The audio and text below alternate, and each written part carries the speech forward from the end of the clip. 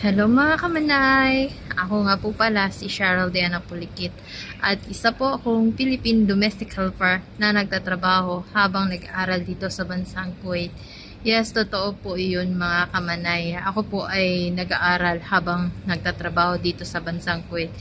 Sa kadahilanan po na alam ninyo, yung hindi naman talaga stable yung job natin kapag ikaw ay isang kasambahay, hindi naman talaga yan stable. Minsan kasi nang dahil po sa ikaw ay nagtatrabaho sa loob ng bahay at minsan ikaw yung maanohan ba unsa na nang kanang ano gan sa kalagot nila, kumbaga ikaw ang mapungtan ba sa Bisaya na siya ha, kay taga Bisaya man gud ko, taga Davao man gud ko unya, kaya pero nagtatry ako magtagalog para maintindihan naman ng mga Tagalog, para fair po lahat, kasi yung Bisaya nakakaintindi po yun ng Tagalog. Minsan na medyo may hindi ka parehas na ang mga salita dahil nga sa iba yung mga lingwahe natin. Pero nakakaintindi po kami kasi tinuturo din po yun sa amin, ang lingwahe na Tagalog. Kaya ayun na po. Ito na, kasi yun nga yung sinasabi ko. Hindi natin kasi alam kung ano ba talaga at hanggang saan yung trabaho natin bilang isang kasambahay. Kaya I decided na mag-aral ako. Hindi para sa maging mayabang or para maging kasi sa trabaho naman sa bahay, wala namang profesyon eh. Kahit anong profesyon mo, kahit nga mga nakapagtapos sa atin, mga professional, nagtatrabaho nga sila sa loob ng bahay dahil pinipili po talaga nila yung magtrabaho sa bahay dahil lahat po kasi ng benepisyo ay libre ka. Depende din po yun sa magiging amo mo. Mostly talaga, yung ng mga ibang kasambahay dito, masiswerte kasi yung mga employer nila sobrang mabait sila, galante, at syempre, hindi yung sumisigaw, hindi ka sinisigawan, hindi nang lalait, hindi nananakit ng kalooban, ganon. Pero sa aking na-experience sa 8 taon ko, naranasan ko na po talaga lahat ng mga kasakit, mga hinanakit or ano pa man. But anyway, ano naman din ako sa tiyahin ko noon kasi yung auntie ko kasi nagtatrabaho din dito sa bansang Kuwait ng 6 years. At siyempre, sa naranasan na niya, sinabi na niya sa akin na yung mga ganyan na ugali ng mga Kuwaiti ay minsan talaga sumisigaw sila, pero sa kanilang sigaw, wala lang po yan sa kanila. Parang expression lang ba? Ganon. Parang sa Bisaya, isipin niyo yung mga salita ng Bisaya, yung magsalita yung Bisaya, parang akala niyo galit yan, pero sa totoo lang sa amin, lambing na yun. Wala po yung mga galit na yan. Salita lang talaga namin na matigas. Kasi nga, Bisaya kami, yung expression namin, yung parang galit, yun, parang sumisigaw, yung galit, nag-uusap kami ng mga Bisaya na maingay kami, sumisigaw kami. Normal lang po talaga yun mga kamanay, kasi ganun po yung aksan namin, ganun. Parang ano namin ba, kanang yung mga salita namin ba na nakasanayan na namin. So, sa mga Tagalog, nagsalita ng Tagalog at mga ibang lingwahe na hindi alam ang mga salita ng Bisaya, so parang iisipin talaga nila na galit. Ganon din po yung mga Kuwaiti. Yung mga nandito po sa Kuwait, ang iba po sumisigaw. Akala po natin na sila po ay galit, pero hindi po yun sila galit. Ano na yun sa kanila? Expression na po yun. Yung kumbaga, aksen na yun sa kanila, expression na po yun sa kanila, wala lang po yan sa kanila. So, yun na ang maiksing kwento ko sa mga gustong mag-abroad, sa mga hindi nakaranas dito sa bansang Kuwait, at huwag kayong magtaka, huwag kayong magsama ng loob, huwag kayong mataranta. Alam niyo, mag-focus lang kayo sa trabaho po natin. Kasi, bilang ako, 8 years na ako nagtatrabaho sa isang amo ko. Sus, Diyos ko Lord, ang sigaw na ano ako talaga, sobra sumasakit yung dibdib ko noon, umiiyak ako kahit na sinabihan na ako ng tiyahin ko, pero nandun pa rin yung pain. Kasi, ano ba yun, nag-advertise pa yung chicken. Pero alam niyo yung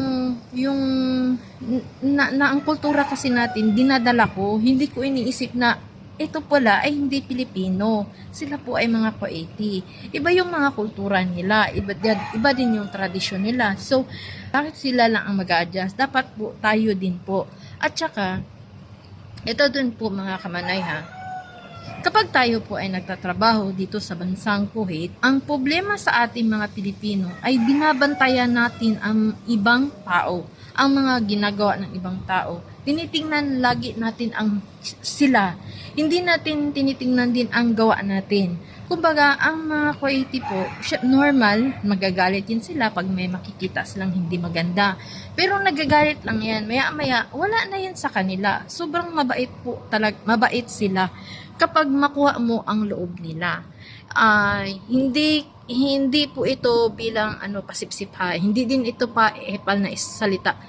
Nasa atin po, nagdepende po sa atin ugali kung paano natin din sila pakisamahan. Dahil unang-una po, nagtunta po tayo dito para magtrabaho. So, ibig sabihin, tayo po ay namasukan at nagpunta sa kanilang bansa para magtrabaho. At kasama na kapag ikaw ay isang kasambahay or kahit man saan kang kumpanya. Kasama na yan at part na yan sa vision natin ng mga Philippine domestic helper o mga domestic helper na ang vision natin at layunin natin at ang intention natin ay magtrabaho at pakisamahan ang mga maging kasama sa atin sa bahay. Isasara ko muna yung bintana mga kamanay. Kasi, ito po yun ito po yun. Hindi po pwede na sila lang po ang mag-a-adjust. Tayo din po ang mag-a-adjust. Kahit ano man yung mga sasabihin nila, kahit ano man yung mga sigaw nila, kahit ano man ang mga patakaran nila sa loob ng bahay, ay kailangan po natin silang irespeto. Igalang po natin ang kanilang pamamahay. Ganon. Kasi sila po yung amo at tayo po ay namamasukan. Depende lang po kung ang employer ninyo o ang amo ninyo ay nananakit. So, doon po tayo mag-react. Pero yung mga sigaw, bakit sa atin, di ba? Marami ding away, sigaw, ganun-ganun, di ba? Normal lang po yun.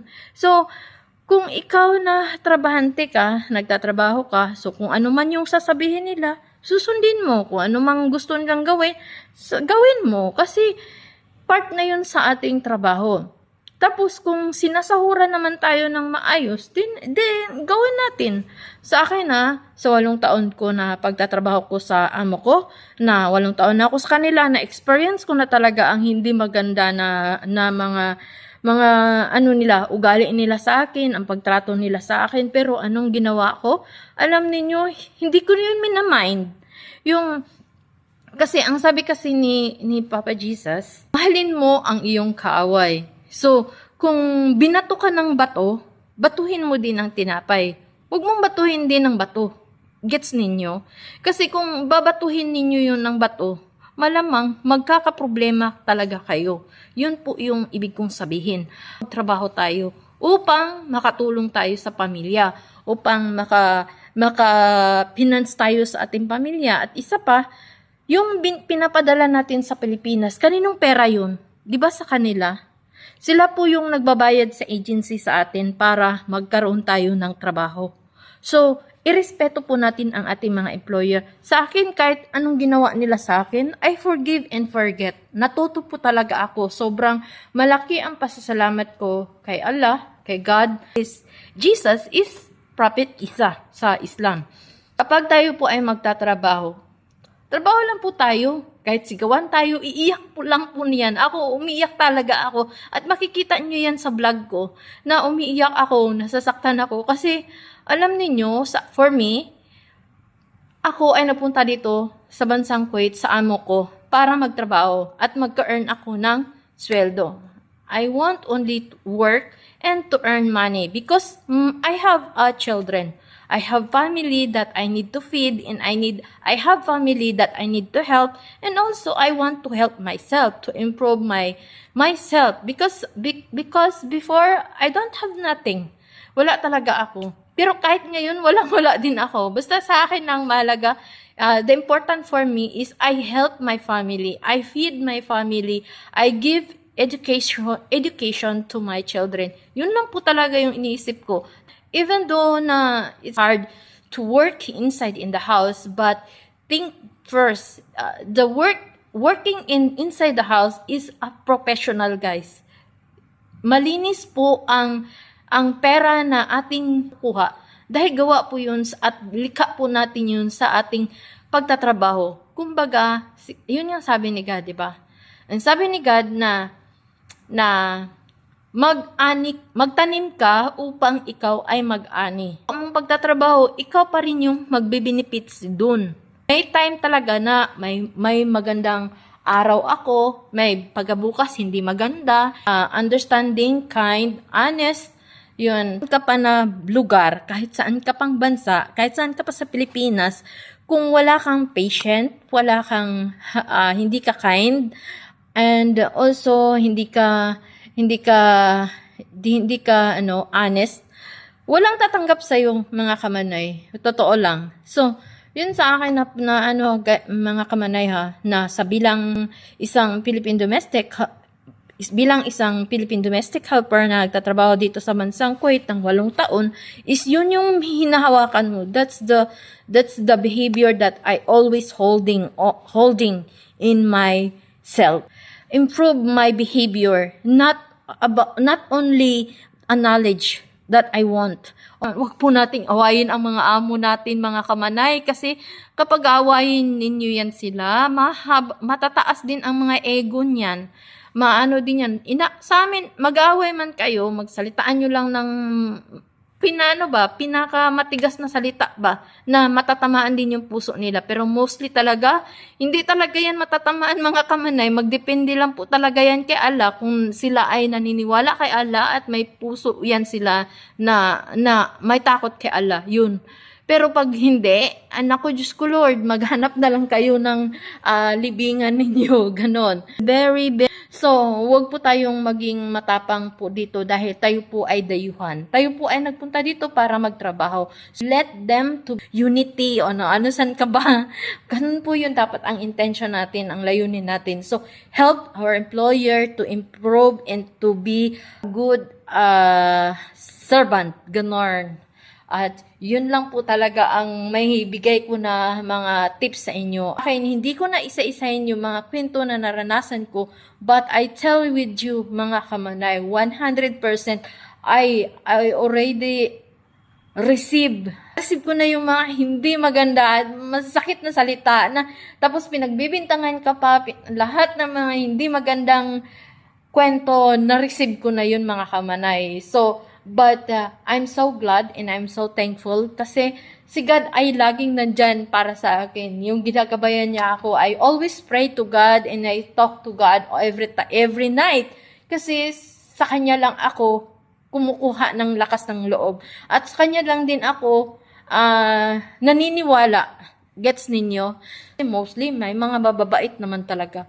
Hindi ako naniniwala na lahat ng tao nandito sa Kuwait ay masasama. Meron ding mga mabubuting puso. May mga mabubuti din na kaluluwa. Alam niyo yung kaluluwa? Kaluluwa, it means soul. Soul, yung spirito. Yung kaluluwa, yung sa loob. May mga mabubuti din. Pero meron din talagang masasama. Hindi lahat. Lalaki ang mga bahay nila dito at hindi basta-basta. At saka dito din sa bansang Kuwait, ang mga kasambahay nila dito ay may iba-ibang mga posisyon. Ay meron pong mga tagalinis, iba yung mag-aalaga ng bata kasi ang importante dito is ang bata. Iba din yung mag-aalaga ng matanda. Kailangan kung trabaho mo is mag-alaga ka ng matanda, dun ka lang nakapokus. Magluto, yun po yung trabaho. Magluto din, guys, is ang trabaho mo sa kusina ka lang talaga. Kung ikaw ay tagalinis ka ng sala, taga-serve, taga-plancha, taga-laba, yun po yung gawain mo. Tapos yung driver naman is tagahugas yan ng mga sasakyan. At saka sa paligid, sila po yun yung gawain at trabaho ng mga driver. That is the position and the work of the driver. Cleaning the car and cleaning the surrounding.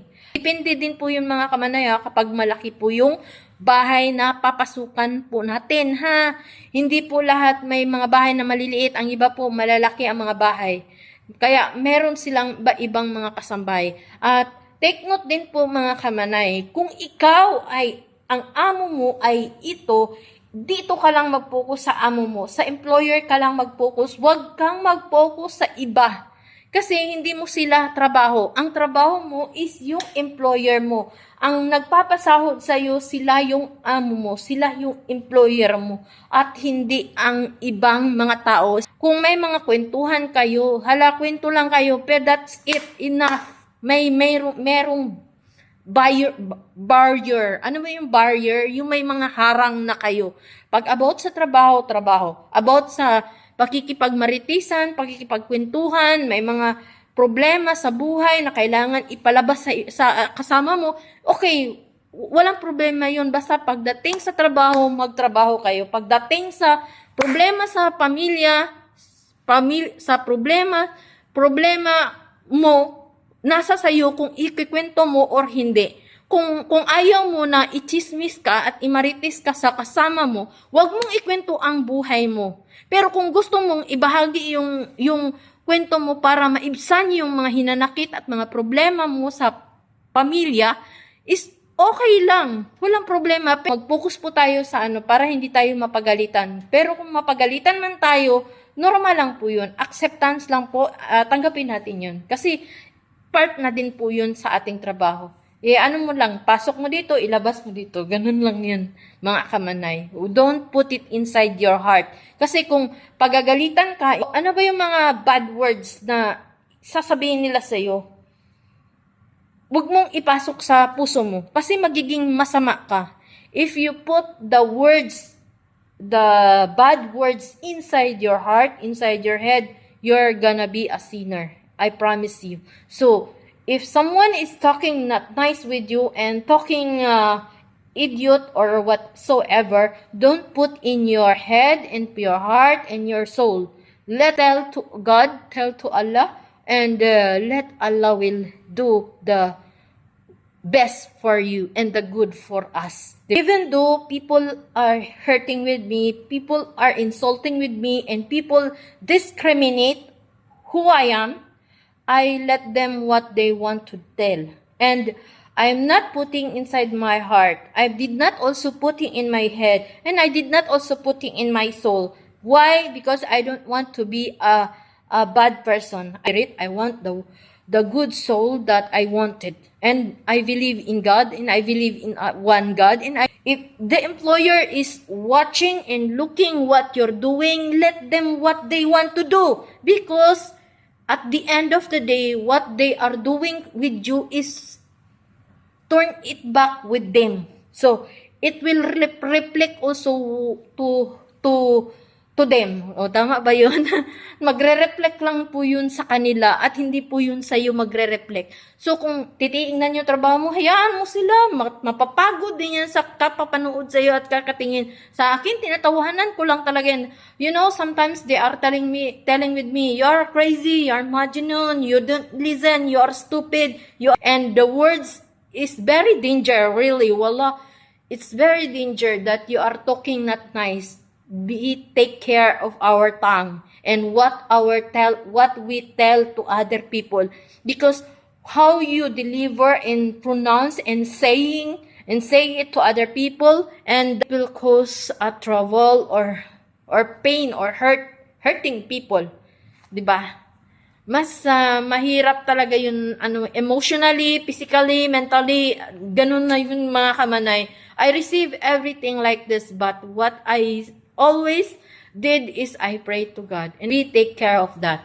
So what your experience is also what I experience. So hayaan nyo na po yun mga kamanay, and always pray. Pray every day. Pray and tell what you want. Pray what you want to do in your life and what is your goal in life. And always pray that God will protect us every day and night. So hanggang sa muli, maraming salamat and God bless us all and bye-bye. Thanks for watching.